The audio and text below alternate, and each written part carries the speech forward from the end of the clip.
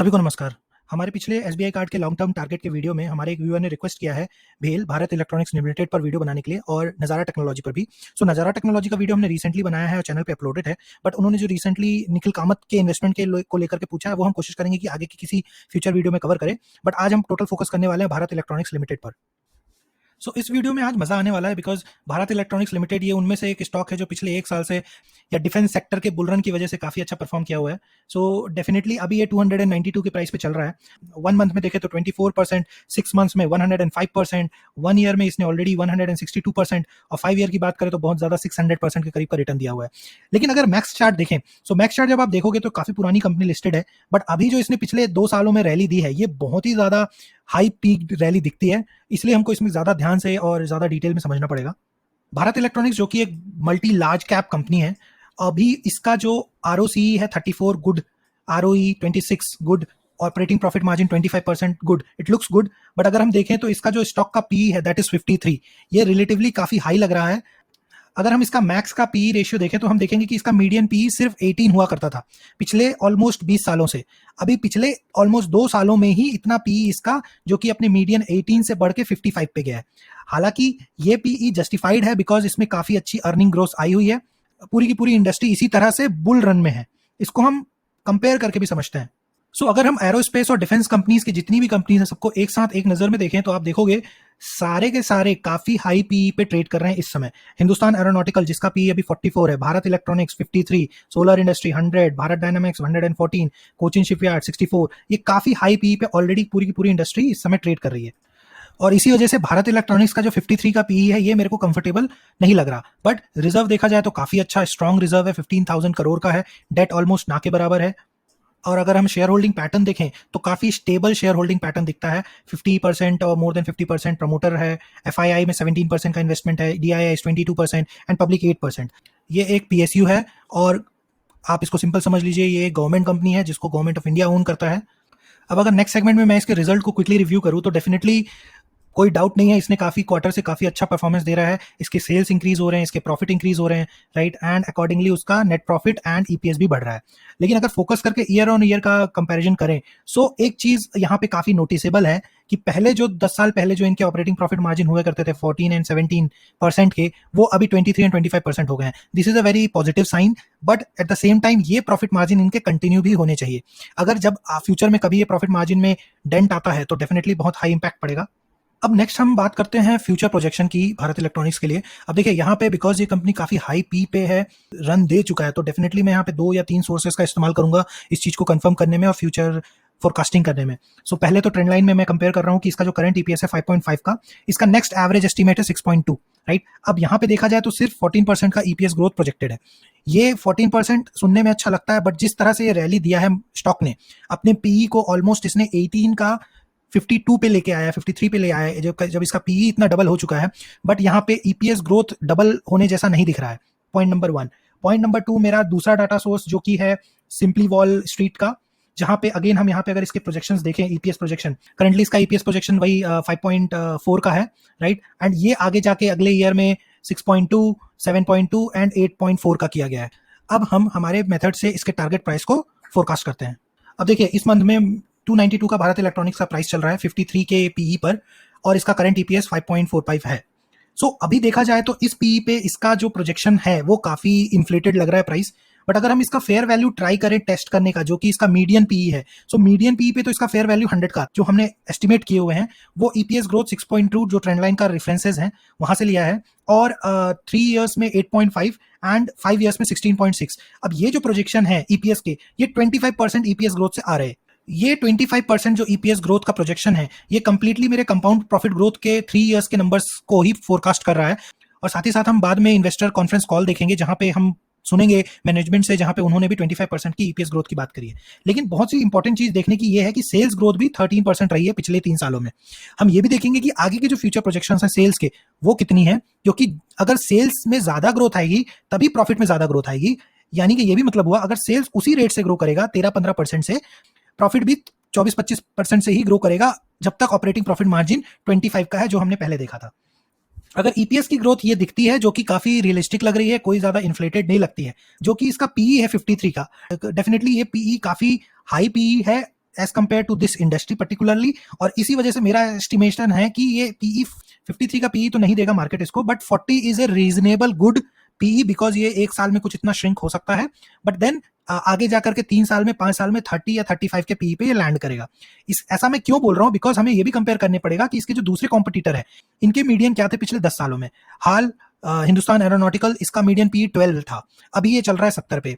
Bell Bharat electronics limited, इसका median 18 था, अभी ये चल रहा है 53 पे। बीडीएल भारत डायनामिक्स, इसका मीडियन 20 था, अभी ये भी 70 पे चल रहा है।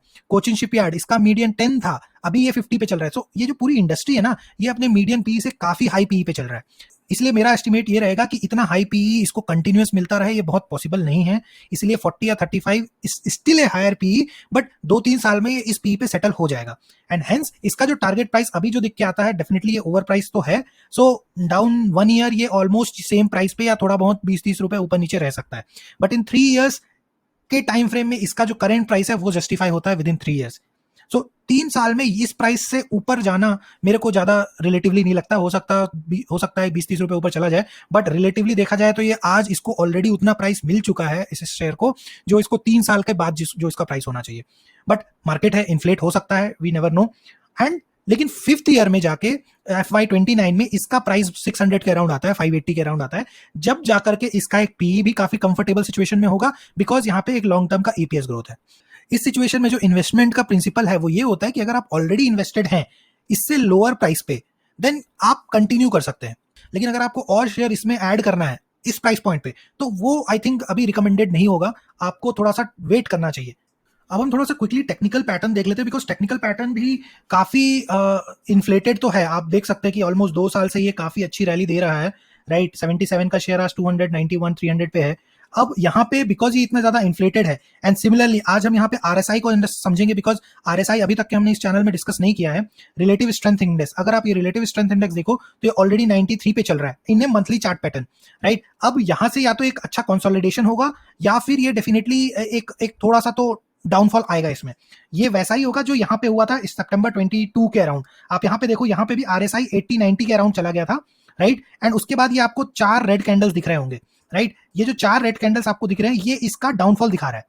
सो यहाँ पे आप देखो, यहाँ पे जो शेयर था ये 100 रुपीज 110 के रुपीज से कम होकर के ऑलमोस्ट 88-89 तक आया है, यानी कि ऑलमोस्ट 25% यहाँ पे प्राइस ड्रॉप हुआ है, राइट। अब सेम चीज यहाँ पे होने की हाई पॉसिबिलिटी है। जब यहाँ पे ऑलरेडी 93 का आरएसआई चल रहा है, सो डेफिनेटली यहाँ से एक 20% का ड्रॉप हाईली एक्सपेक्टेड है।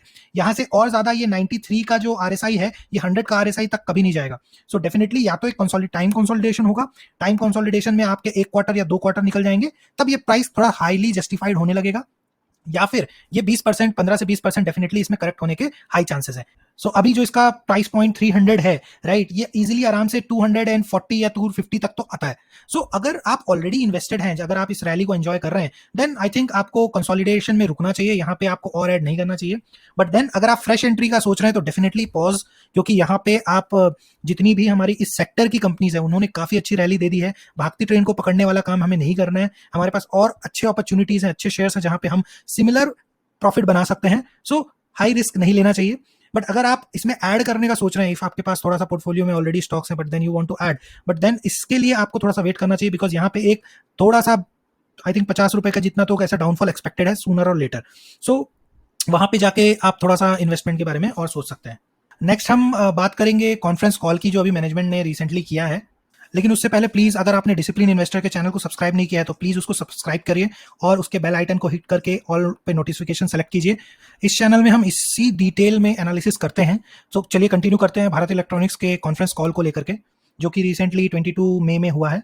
यहाँ पे कॉन्फ्रेंस कॉल में मैनेजमेंट ने क्लियरली बोला है कि आगे जाके 24-25 का जो नेक्स्ट ईयर है, अपकमिंग 12 मंथ्स, इसमें इन्होंने ग्रोथ जो है डबल डिजिट में ही एक्सपेक्ट की है, which is around 15% very clearly, और EBITDA margin is in range of 23-25। Same चीज हमने यहाँ पे एज्यूम भी किया हुआ है, जैसा कि मैंने बोला कि EPS growth is 25% EBITDA margin expectations की गए हैं। सो सेम एक्सपेक्टेशन से आगे ग्रोथ हो सकती है, ये इसके मैनेजमेंट कॉल में भी निकल के आ रहा है। और उन्होंने सेल्स की जो प्रोजेक्शन की है वो वेरी सिमिलर टू उनके लास्ट 3 इयर्स के हैं, जो रेवेन्यू के ग्रोथ की एस्टिमेशन है 13-14% की। जो पिछले 3 साल में रेवेन्यू ग्रोथ हुई है या पिछले 3 साल में जो प्रॉफिट ग्रोथ हुई है वही इस साल में भी होने के एक्सपेक्टेशन है।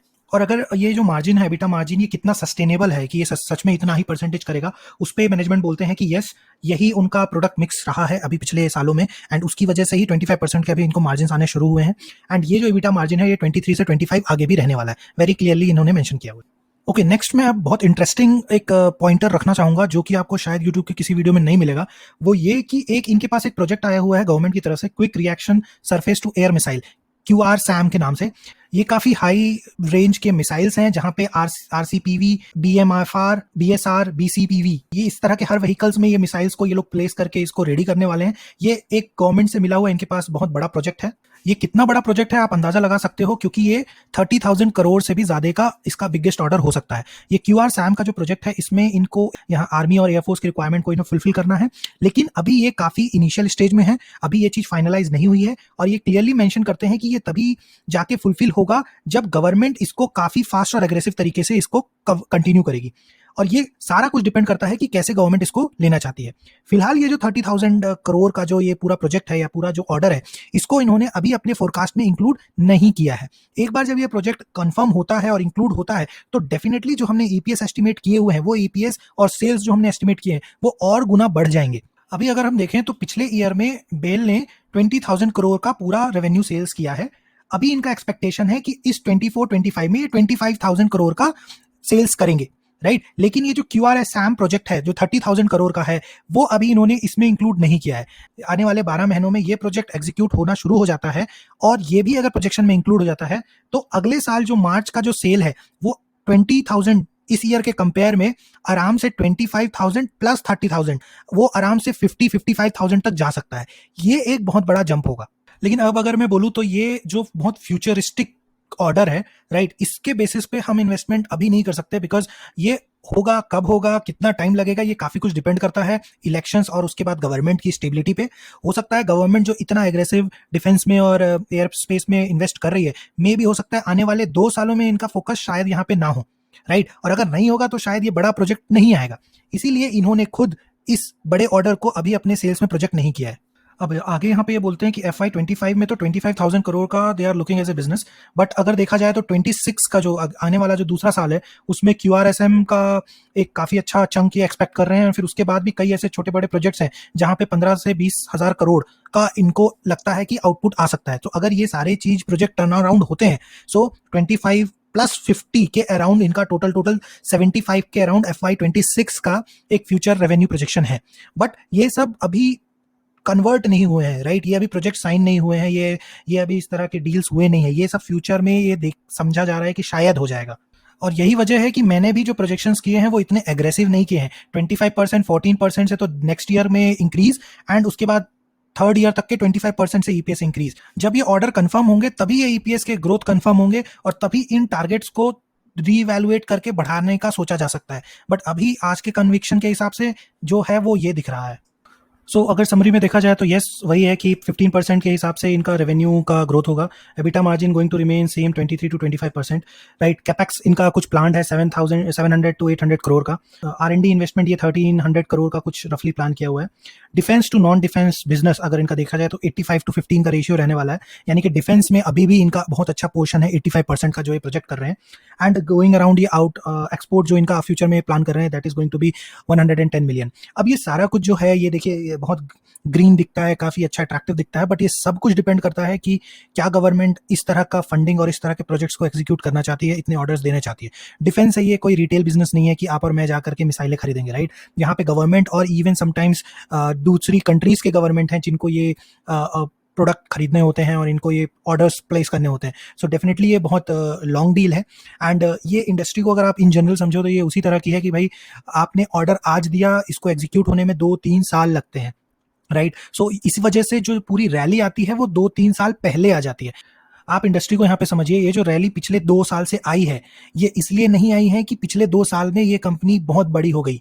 ये इसलिए आई है क्योंकि अगले आने वाले 2 साल में ये जितना पैसा कमाने वाली है मार्केट ने उसको आज वो शेयर प्राइस ऑलरेडी दे दिया है, राइट। सो ये कोई रिटेल FMCG बिजनेस नहीं है, ये किसी तरह का हिंदुस्तान यूनिलीवर नहीं है, डाबर नहीं है कि डे टू डे आपका प्रोडक्ट बिकेगा और अगले क्वार्टर में उसकी सेल्स रिपोर्ट होगी। नहीं, यहाँ पे ऑर्डर प्लेस होते हैं लेट्स से अगर जो ऑर्डर आज प्लेस हो रहा है 2024 में, वो 25 में जाकर शुरू होगा, 26 में जाके कंप्लीट होगा और 27 में उसके जो प्रॉफिट्स हैं वो आपके पीएनएल में रिपोर्ट होंगे। सो ये जो पूरे इन्वेस्टमेंट हो रखे हैं, ये बहुत फ्यूचरिस्टिक इन्वेस्टमेंट ऑलरेडी हो रखे हैं बड़े प्लेयर्स के थ्रू।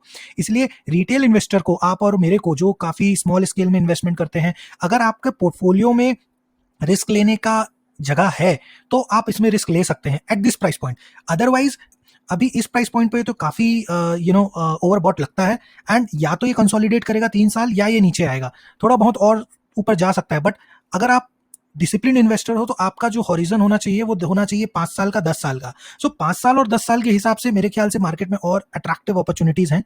और इसी वजह से अभी अगर एरोस्पेस और डिफेंस कंपनीज को मैं अगर इवेलुएट करूं तो मुझे काफ़ी सारे के सारे ओवर वैल्यूड लगते हैं।